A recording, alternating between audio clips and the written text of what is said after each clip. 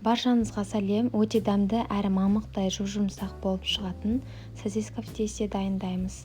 Жасалу жолы өте оңай. Майды да жұмыртқаны да қажет етпейді. Алдымен жылы сүтімізді ыдысымызға құйып алып, үстіне ашытқымызды салып, 2 ас қасық қантымызды салып, барлығын ерігенше жақсылап араластырамыз. Алдын ала електен өткізіп қойған ұнымызды аз мөлшерде осылай салып отырып, лопатканың көмегімен араластырамыз.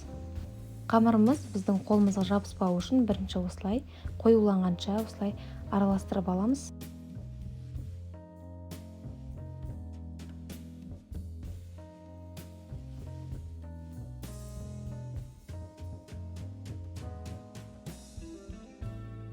Барлығын жақсылап осылай араластырғаннан кейін біз қамырымызды қолмен илейміз.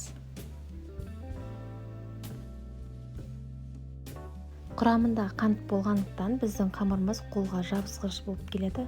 Сондықтан да аз мөлшерде осылай сұйқымай құйып отырып, жақсылап барлығын илейміз. Қолыңызға май жағып алып, қамырды әрі қарай илеуді жалғастырыңыз. Бізде өте жұмсақ қамыр шықты. Дайын болған қамырымызды ыдысымызға салып, бетін жауып, 1 сағатқа жылы жерге қоямыз. Қамырымыз дайын болды. Осы тұрған күйінде қозғамай, илейтін жерімізге аздап ұн сеуіп, қамырымызды қоямыз. Осылай оқтаудың көмегімен жаямыз, қатты жұқа қылып жаймаймыз. Қалыңдығы шамамен 3 мм болатындай қылып жаямыз. Осының үстіне аздап ұн сеуіп, жайсаңыздар да болады. Енді біз қамырымызды барлығын 2 сантиметрдай қылып кесіп шығамыз.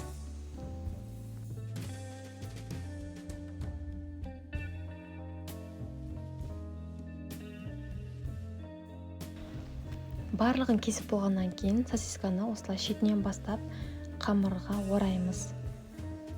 Қамырымызды қатты созбай осылай тұрған күйінде бір-бірінің шетіне осылай тигізіп, ақырындап орап шығамыз. Сол кезде ашылмай жақсы болып пісетін болады.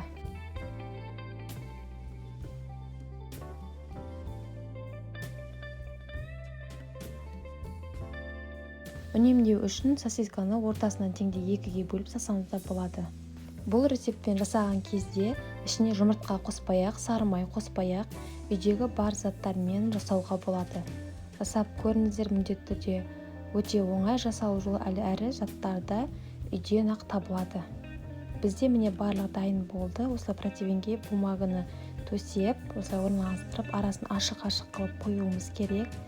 Енді бетін жауып 10 минутқа жылы жерге қоямыз. Көтеріледі.